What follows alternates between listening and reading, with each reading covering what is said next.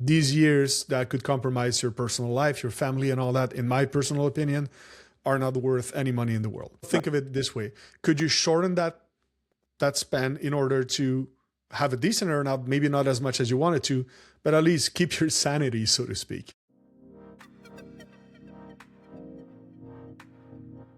Welcome to Build a Business Worth Buying, the podcast where seasoned entrepreneurs, M&A experts, and world-class operators share behind-the-scenes stories of building, scaling, and selling remarkable businesses.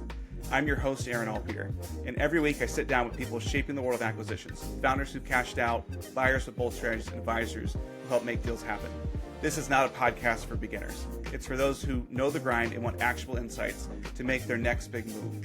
Get ready to take notes, rethink your strategy, and hear untold stories of what it takes to build a business worth buying. Hey everybody, welcome back to Build a Business Worth Buying. I'm your host, Earnout. Today I have one of my favorite Montrealers on the podcast. So Jeremiah Kervers is the founder and CEO of Polysleep. He built Polysleep in one of the most unforgiving consumer categories, and that is mattresses. It is competitive, it's operationally very heavy, physically very heavy. I tried to move a mattress this past weekend, very difficult. It's expensive to market, it's difficult to differentiate, and it's full of companies that have raised enormous sums of money who try to convince consumers that sleep is both deeply personal as well as something that's highly shippable.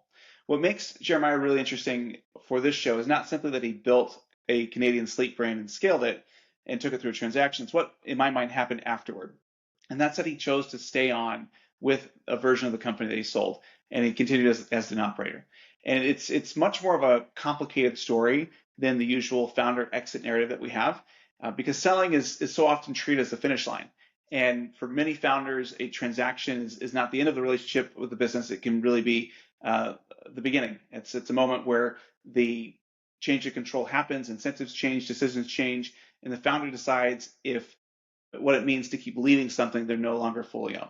And so in this conversation, we're going to dive into the psychology of that decision. What happens when you build something, sell part of it, and then have to keep showing up for the next chapter? How does your relationship with your company change? And what decisions become easier or harder? And so I'm very excited for this conversation about exits and more specifically what comes after the exit. So Jeremiah, thank you so much for being on Build a Business Worth Buying. Thank you so much for inviting me, Aaron. Thanks for the great intro as well.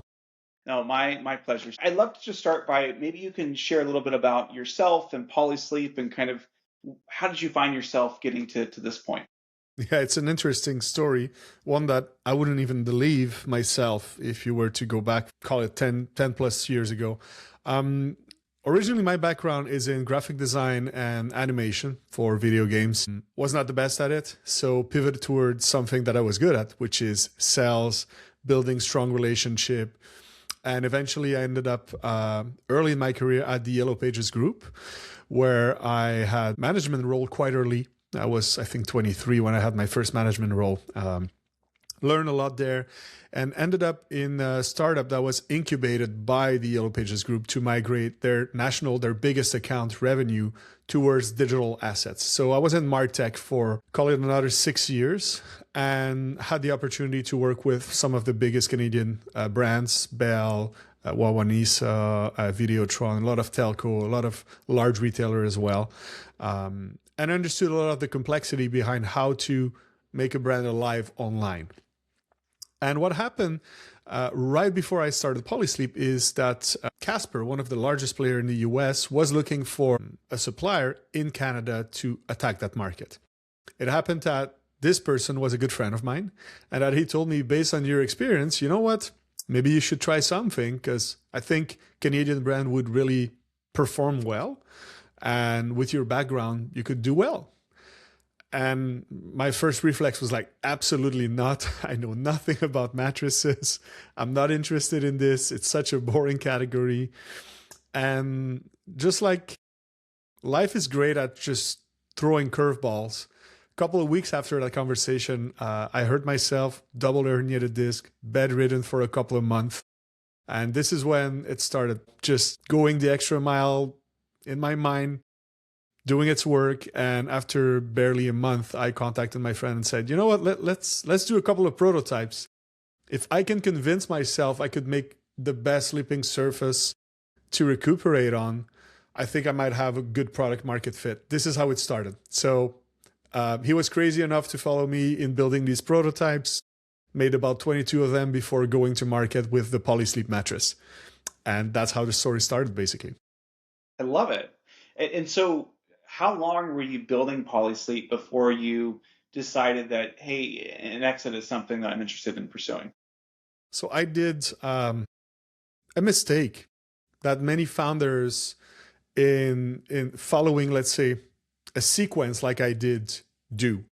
And it's not even planning for an exit when I started a business. It was my first venture. It was my first business. And one of the biggest mistakes I made is I didn't foresee what a 5-year exit plan could look like.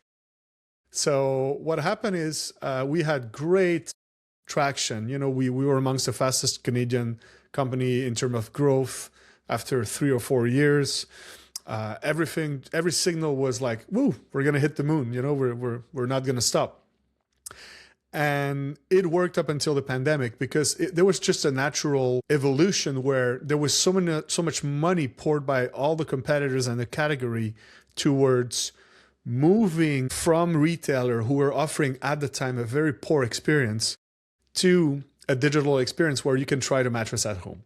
So us, including all the local competitors in North America and Europe, went on that bandwagon. And it grew so fast up until the pandemic where it was almost 50% of the category being purchased online. And then when stores started reopening, it not only slowed down, it declined. And at the time, this is where I start already seeing my competitors like Andy, Silk & Snow, Hush, and some other company. They were either purchased by a large retail group or going bankrupt. And I was like, oh, okay. I'm not in a position to be attractive to a retailer right now. And by the time I will be attractive, I might be too late because the market will consolidate. So what am I really good at? And how can I pivot toward an exit? Because at some point, you cannot be the smallest fish in the pond. It's not going to work out. So that's one of the hard lessons I learned, after 5 years of occupation. Not having a plan is not a plan. Yeah. I can imagine there's a lot of things happening at the same time where the economy's turning, the business is there, you see what's going on with your competitors, and you're probably very busy trying to solve all of those problems. And now you have the added burden of trying to actively sell your business. Talk to me about what that was like. So there was a lot of pressure in our category because of the 150 competitors that were there, but also a lot of cheaper brand emerging from the Asian market, pushing marketplaces, pushing other retailers to make their own white label products. And unfortunately, that hurt the category as a whole. Bed in a Box, who originally was a great delivery method, becomes synonym with cheap mattresses. So that really hurt us in a way where we had to fight that perception back, having a premium product. So that's the first thing we had to deal with. On top of that, well, nobody can escape the GAFA tax, I call it. Google, Amazon, Facebook, their algorithms are just so well built that as soon as you start making money and there's a couple of competitors in your category, guess what? Before any competitors, the first one who are going to make good money with you guys is them. You will not stay ahead of the ad spend in any given category. They're just going to continue to grow, and you'll have to find new technique to remain profitable in a category where we have very little repeat, right? The average lifespan of a mattress is between 7 and 10 years. That was one of the challenge. And the second challenge was, okay, amongst the retail landscape, who might be a good potential buyer? And the way we built our brand was really for longevity and having best-in-class customer experience, not maximizing profit, having the nicest EBITDA at the bottom line. We were really trying to resonate with being the brand, especially in Quebec and rest of Canada, that is synonym with durability, longevity, and quality. So we really spent a lot of money building that brand. And that unfortunately had a major impact when it comes to, the EBITDA, because we sponsored teams like the Rampart for Quebec, and that was like a lot of money. We had NASCAR supports. We did research with athletes. We did a lot of these initiatives that cost money, which work in the long run, but when you're planning to exit, you will not be able to monetize that right away. So that was a big problem. On the other hand, though, because we were core to our business, which what I mean by that is we were producing mattresses, pillows, and really element that will improve wellness through sleep. And we were gathering more and more customer, a bigger audience. We were better at analyzing that data. What I did instead is pivot towards B2B in order to leverage all the data and experience we've had building that brand towards an audience that a lot of DTC brands were not even considering. So that's where the game completely changed. We built a separate sub-brand called Polysleep Signature with product curated for retailers. We started pivoting towards how can we use our studio, where we make all our picture, to make a better product catalog for people who would like to go with a white label product. Because we understand the product market fit amongst different category and types of people, how can we give advice other than just the foam specs and some colors for someone who would like to create a product for children, for example? So that's what we started doing, adapting our tech stack accordingly. And then that's when I went to market, and I had a very limited amount of potential buyers who were in the manufacturing world. And I was using a playbook that worked well in the United States by a company now called 3Z Brand. They merged a couple of DTC brands that were struggling on their own, and they actually purchased a manufacturing facility, aggregated all these brands, and now because they're vertically integrated, they have a better bottom line. They were able to scale faster, better, have more control. So that's the playbook I sold to the company who bought us, Dumbphone. Yeah, no, that's interesting. Talk me through, because it almost sounds like you were in this position where you were building the business the right way, as if you were going to hold it forever, right? You were doing the long, arduous work of actual brand building as opposed to just advertising and acquisition. And yet you still felt this pressure that, hey, I don't know if I will survive on my own if I continue to work in this way.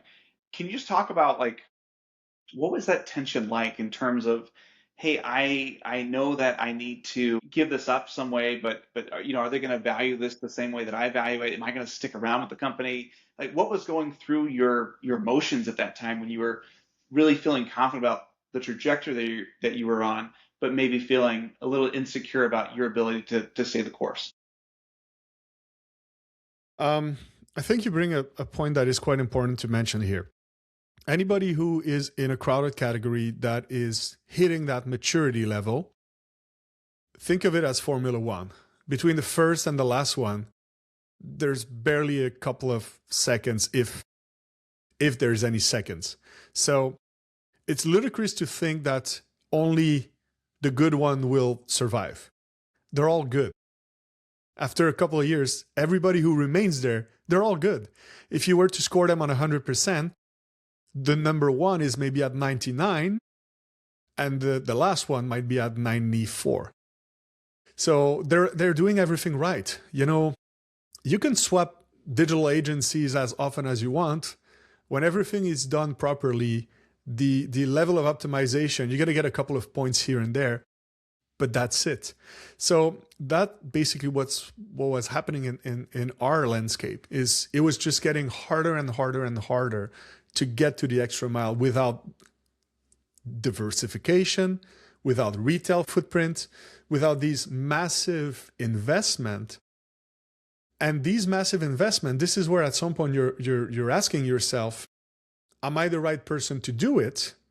Or am I better being part of a group that have that expertise, that have these people who have that experience in order to continue to grow to the next level? Growth is really not linear. And sometimes the step is just too high for yourself to go over the next one.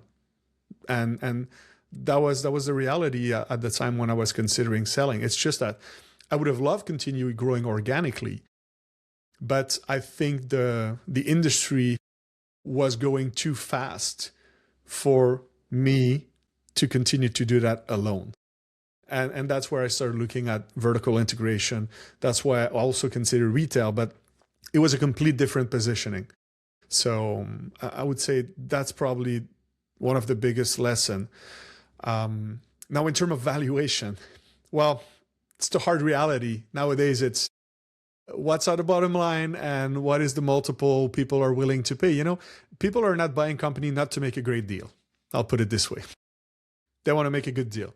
So ultimately, yes, you can spin your story.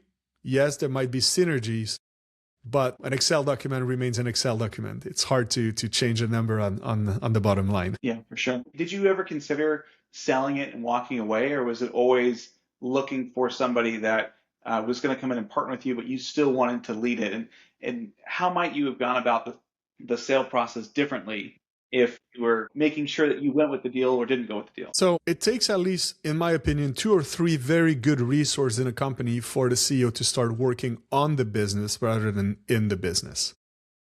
I really started seeing that shift when I was able to hire my 3 directors, the ones that are still with me now post-acquisition. So right now, when I wanted to sell, the idea was to, how can I make sure that brand, because I'm loyal to the brand I built, I have a responsibility towards this brand. And this is where maybe I differ from other people, because I think building a brand that have a mode, a mission, is as equally, if not probably, in my opinion, more important than the earnout you can get and what's going to be left in your pocket. You're not going through 10 years of excruciating pain building something as hard as building as a brand just to think of the multiple. Well, some people do. Some people have home runs, good for them. But if you want to have, in my opinion, if you want to build something that is potentially, I'm not saying there's guarantees, but potentially is going to outlive you, you got to do it the right way. And this, unfortunately, takes time. So being able to, post-acquisition, ensure and solidify the core value of the company, make sure these are transferable assets rather than something that dies out when the founder leaves, was something important and something I'm really happy to be part of. Was there a moment where I was thinking of leaving? No, because up until now, I was still necessary.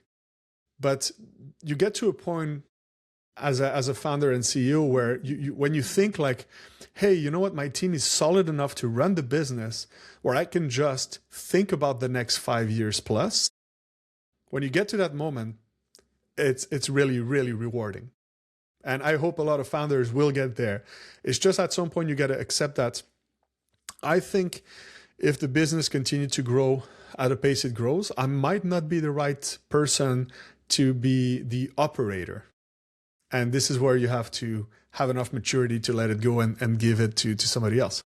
Yeah. How do you recognize that though? Because as the business grows, you're also growing as a leader. You're learning from your mistakes. You're becoming more confident, things like that.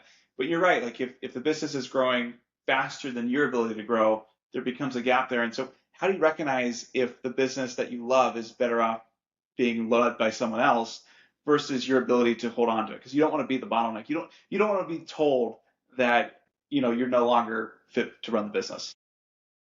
Well, in my opinion is how can you accelerate that at the same speed it was early on? And if you feel, and you have to be honest with yourself, at some point you're going to feel like either you're gassing out or the markets you're going towards is not familiar water.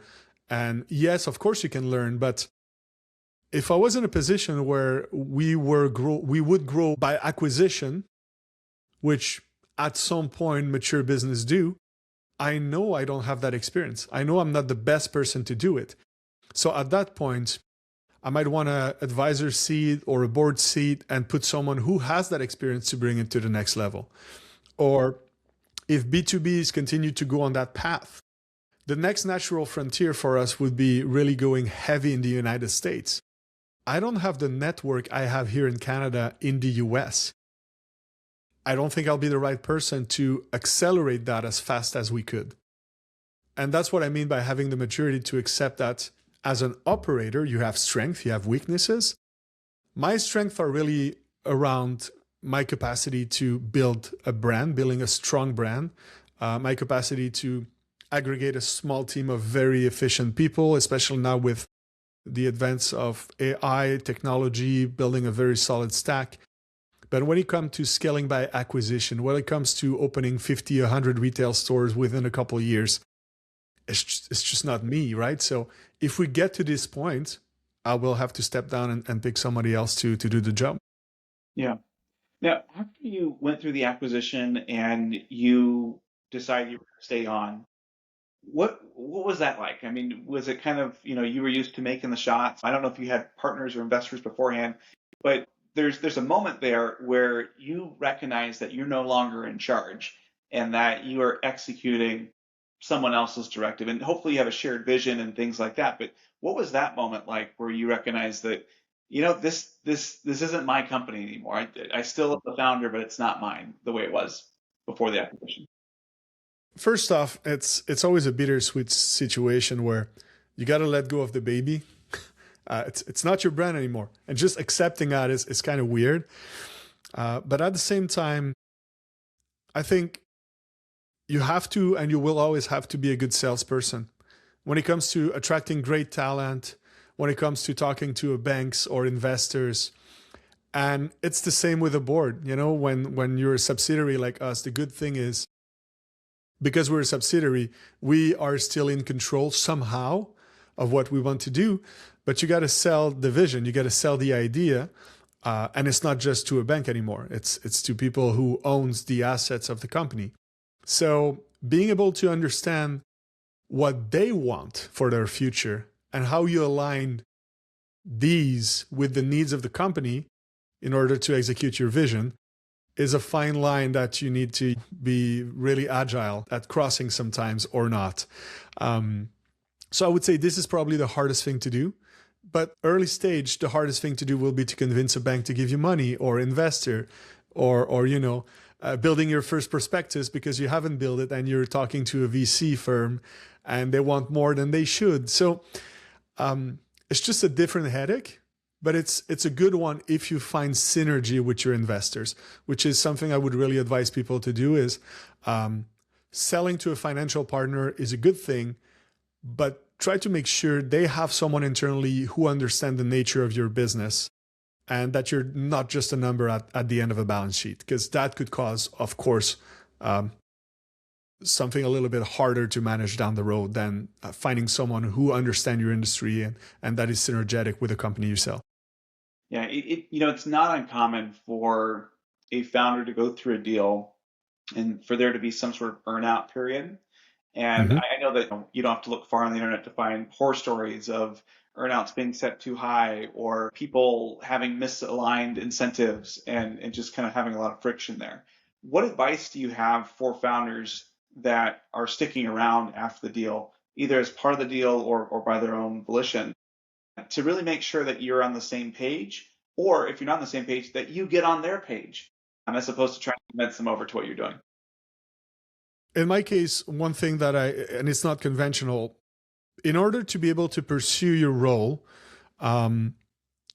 whoever acquires the company, make sure the earnout suffice to make you happy. And that anything tied to performance, you can see it or you shall see it as a bonus. The idea of thinking you're going to hit 100% of the earnout based on performance over 3 years, I mean, let's be realistic. Did we really knew 3 years down the road what the post-pandemic era would look like or the current tariff situation looks like? It's just so hard to predict. So, of course, it's an incentive to continue to push. But at the same time, in my opinion, the longevity of the brand, ensuring that rather I stay longer or not, that brand is going to be loyal and stay true to the moat we built, me and my team together, is as equally important as the money down the road. So the earnout is one thing, But if it's the only kicker that keeps you in your company, yeah, maybe you should consider passing the reign faster. You have to be passionate about the project still. Yeah. And I think people have lots of different reasons why they sell. Sometimes it is a loss of passion or just they're burnt out and go through this. What advice do you have for someone who is trying to think about like, all right, I'm handcuffed to this thing for another couple of years, or I'm now able to focus on the things that I actually want to. Yeah. So in terms of earnout, if it's tied to performance and you're already tired, you got to be honest with yourself. Will you have enough gas to get to that finish line? Because exhaustion is a real thing. Entrepreneurs or not, you can burn out. And your health doesn't worth that extra couple of thousands or hundreds of thousands or millions of dollars, call it what you want. These years that could compromise your personal life, your family and all that, in my personal opinion, are not worth any money in the world. So think of it this way. Could you shorten that span in order to have a decent earnout, maybe not as much as you wanted to, but at least keep your sanity, so to speak, right? So that's the first advice I would give. Yes, you worked hard. Yes, you might not have hit the milestone you had in mind, but you know what? Hey, if you can conserve a bit of that energy and have a good time personally with your family, you might gain back that energy and your next venture might be exactly or more than what you expected. So don't burn yourself to the point where you're just the shell of yourself after that venture. It's hard enough, I'm telling you, it's hard enough to go through the process of selling your baby, that knowing you're going to have to stick there for a couple of years in order to get what's owed, it takes another toll mentally on any founder. So make sure you have the energy to back it with. The second thing I would say is if you have the opportunity to negotiate something that is heavier on cash than future incentive, do it. Because that's going to relieve a lot of stress. You might not get what you want once again, but sometimes you better have something in your hand than just running after the carrots forever. Yeah, well, that's good advice. You mentioned that there was a point there where you just had to come to this realization that you no longer owned your baby, right? Mm-hmm. Else's. That sounds very simple on the surface, but I'm sure there's a lot of layers to it. What did you do or how did you prepare yourself to let go in the way that you did? I think it plays on two aspects. The first one is to realizing, because I spoke with a lot of CEO, at that time when you start selling, one advice I would give people is you probably can afford a peer group like YPO or Vistage or something like that. Do it, because it's a very lonely world, and having 10, 15 other CEOs that might have been through that process already, giving you their advice, their experience will help. That's the first thing. So surround yourself with great people who will support you during that transition period. So that's step one. Step two, understand that it is going to be very close to grief. You will have day where you're like, man, it's gone, and it makes you sad, it makes you happy, but it makes you go through that roller coaster of emotion. And yeah, it's just, you have to go through that process where emotionally you're going to go through ups and downs. And if you accept that, then you can start focusing on the rest, which is, you know what? Somebody else have the opportunity to bring your baby to the next level. And I'm going to give all the energy, all the experience I have to do so. And that somebody else can be your executive team. It could be the new group who purchased the company. But that's how I find joy in continuing working with my company now for so long, is I can still feel I make a difference, but I share a lot of the burden that I was alone carrying for 8+ years before that. Yeah, because you mentioned you were a solo founder, right? Yeah. So, I mean, right there with you. And I think being able to have other people on there that are bought into this and literally, like, I think there's just this psychological safety that can come from that. What got better for you once you had that safety net? Because, I mean, what's so remarkable is that you sold your business and then you decided to stick around, and you were expecting it to be easier. You were kind of doing, it almost sounds like a defensive posture with what was going on. But what got better after you went through the deal? The first thing I would say from an operations standpoint is that we were finally vertically integrated, meaning we had more control over our product, but that's on the production side. For me, knowing that I got a larger entity supporting me that I can capitalize on was a plus, both psychologically, financially, but also from a product development standpoint, R&D standpoint, etc. So there was a lot of positive there. And I think ultimately, if you find synergy with your buyer, it's just going to make it just so much more exciting. It's just like the perfect marriage between, someone who's complementary to you.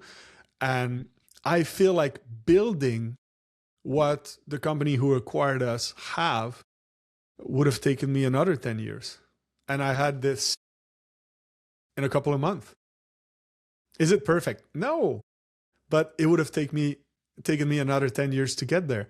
And this is why I'm saying at some point when you get big enough, I understand the nature of businesses just growing by acquisition. It's because if your structure becomes slower, if your boat gets bigger, it's just harder to be nimble. It's just harder to be iterative and change things. But being acquired by a company that have strong processes, that have, proper department structure and all that gives you a lot of advantage as that nimble entity joining the boat. Yeah. Is there anything you can point to as like an aha moment? You're like, okay, this is why I did it. This is, I have access to these capabilities, these teams, this infrastructure that kind of was that palpable burden off your shoulders. Well, think of it this time. Any company that produced good, we went from requiring to stock inventory, managing crazy cash flow to become just in time. Because we don't even need a 3PL right now. We send the PO down the stairs and we know that within a couple of weeks it's going to be done. And we have 18 loading docks and the truck's going to show up there. Like how much simpler it is logistically to be able to say like, oh no, our cash flow, where am I going to get that inventory from and where it's going to go? And this would have been hell to build. And with your operation background, you probably know that more than anybody. So, I mean, like third parties and middlemen are great, but sometimes there are efficiencies in doing it yourself, just like you're talking about. Yeah, yeah. When you think back about different buyers or other companies that you've mentored along the way, what do you think most people get wrong about founder-led businesses? I'll go even before that. Even before you consider thinking about selling your business, make sure your structure is built so that in 24 hours you can just dump document in a data room. And you can find plenty of checklists online. Go online, Google what are the requirements to build a best-in-class data room, and make sure that your Google Drive, your SharePoint, whatever you use, is organized in a way where you can just plug and play these elements in the data room. And do you have a proper org chart? Do you have audited financials for the last 5 or 10 years? Do you have all this? We were pretty organized. So I would say 50-60% of it was done. And, that made it easier. But if I were to start back a business tomorrow, trust me that the processes from day one would be to make sure we're compliant with anything we would need from a buyer perspective, or even a company that can look for you at negotiating contracts to get the right buyers. That's something we don't talk, but you help companies exiting, and I think there's people who are, due to their experience, great at giving advice also on how to negotiate that. The legal and fiscality element is something founders should not neglect. really not, because this is where a horror story happens. Yeah. What are some of those hindsight things that you've learned that you would implement day one that maybe you were a little bit lax of when you initially started? Depends on who you deal with, but when you're getting acquired, make sure you got a strong team of lawyer and fiscalist to make sure that there's due deal on your side as well. A lot of company, when you're going to be in the process of trying to sell, just want to take a peek, right? And if you're not experienced or you don't have the right partner, it's not that it's a terrible thing, but you're just going to waste so much time and energy doing that. So that's one element I think I was not prepared for. In my mind, a bunch of people are going to look at, we're going to get a couple of LOI and woo, that's it. Yeah, no. So the reality is far from being that simple. I think that's where I was the most surprised, how much longer it can take, and that due deal process and negotiation, and then something happens, something shows up. Hence what I'm saying, that data room, the clearer, the more concise, the more efficient the data you can provide is, usually the easiest it is to know if someone is serious or not. Makes sense. And is it in terms of just wasting time or not? Is it like on your side just pulling everything together, or is it something more where you're able to give them what they're actually asking for without showing everything? Because I mentioned people who are looking to take a peek. Those could be competitors. They might be investors in competitors, or comparing, between different opportunities. And so I think that there's always this fear of like, well, even though we signed an NDA, you can't unsee what you see. And so what advice do you have there in terms of people who just are like, all right, how do I protect myself during the diligence process? Yeah. The first thing I would do again is get an independent eval of your company by one or two people, just so you get an unbiased opinion when it comes to what's your true valuation. Then you can work with companies to build that scenario, and make sure that scenario is built towards the type of seller you're going after. Very rapidly, when I saw my valuation in the market and the bottom line and all that, I was like, yeah, I'm not going after a retailer, because I'm going to get dismantled there. It's not going to be interesting for me, and probably for them as well. So you completely shift the narrative. And this is where also you have to be patient. It took me 2 years from the moment where I was like, okay, if I want to sell there, I need to build best-in-class, state-of-the-art CRM. I need to be able to leverage the direct-to-consumer data in a context of B2B. I need to be able to do a couple of case studies. I need to have people vouching for me in the hospitality industry, in the heavy industry, amongst retailer, in Canada, in the US, and before even considering it, right? So it can take time, but stick to the plan, structure yourself correctly. And again, try to stay as close from the reality of the market rather than your own biased opinion. It's very easy with an Excel sheet to tweak some numbers to get a number that makes you happy, but it's not a reality necessarily. Yeah, no, it's much harder to tweak the numbers in the bank account. Yeah. 2 years is a long time to be going through a process. What were you thinking during it? Was there a point where you're like, well, maybe this isn't meant to be, or I'll just keep doing what I'm doing? Or was it something that you were kind of dead set in what you needed to do, that it was easy to execute on that regardless of when that acquisition came? So that's what I was saying. The first 5 years, the problem, I didn't have acquisition in mind. So when you get to that, and I was also at the moment where direct-to-consumer brand were still somehow considered digital brand with multiples that were completely ridiculous. And when I realized it might have been time to sell, that's when the market went completely the opposite way around, looking at EBITDA multiple by category, and it was not pretty to look at. So that's the first step why it took me longer before I became attractive, is because, well, the bottom line had to be corrected. That's the first step.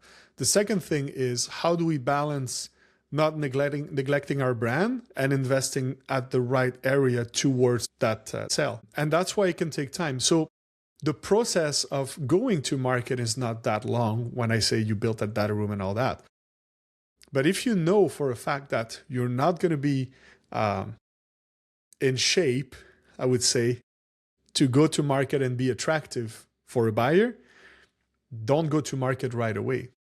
Work towards that goal, if you can afford it, of course. In my case, I was. And it all goes back to, I want this brand to be a 100-year-old brand. I would love to, at least. So it was not a spin-off. It was not something I want to be like, hey, you know what? It's gone. I have a lot less control over it now. But the way we structured it, I think we're in a very good position to be a brand that's going to stick and remains in market for years to come. Yeah, that's fascinating. Jeremiah, this has been fantastic. Do you have any last parting advice in terms of either for an acquirer who's looking to make a soft entry for someone who's coming in, or someone who is joining an acquired company? Like, what do both sides need to do correctly in order to be successful? Founder roles and CEO roles or operator roles are very different. That's what I realize now. I am the founder, but my role right now is an operator role. And your loyalty lies to the brand, of course, but also to whoever owns that brand and what's their financial target. So that adds a layer of complexity where sometimes you're going to have to take a slower road than the founder road, which is, let's go all gun blazing and try to cut corners because we want to get there in 12 months. If it takes 36, but we're profitable during these 36 and we slow down a little bit, if it's fine for the company as an operator, this is what you might have to do. So understand that the role of founder and the role of operator at an executive level are or can be completely different. This is one of the realization I say. And based on that, try to identify what type of person you are. Because an operator is not necessarily a great founder and vice versa. And I realize right now that I'm probably a better operator than I am a founder, because if that opportunity didn't really, and life didn't throw all that at me, I might have not started that business. Love that. Well, thank you so much for being on this episode of Build a Business Worth Buying. And I want to thank our listeners for joining as well. If they want to learn more about Polysleep or listen to your podcast, what's the right way for them to get in touch with you? Well, of course, if they want a good night's sleep, so polysleep.ca if they're in Canada, polysleep.com if it's in the US. I have Up at Night, and I thank you again for joining me, which is just great conversation about CEOs, founder, and people who are in the private equity world or the business world. So it's just sharing good conversation. So people can Google that, Up at Night podcast by Jeremiah Curvers. And yeah, I'm always on LinkedIn also, so don't hesitate. Well, thank you guys for tuning into this episode, and good luck building.